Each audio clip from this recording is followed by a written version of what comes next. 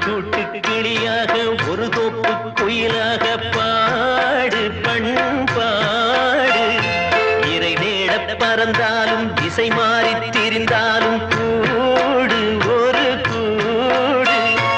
என்னென்ன தேவைகள் அண்ணரை கேளுங்கள் ஒரு கூட்டு கிளியாக ஒரு தோப்பு குயிலாக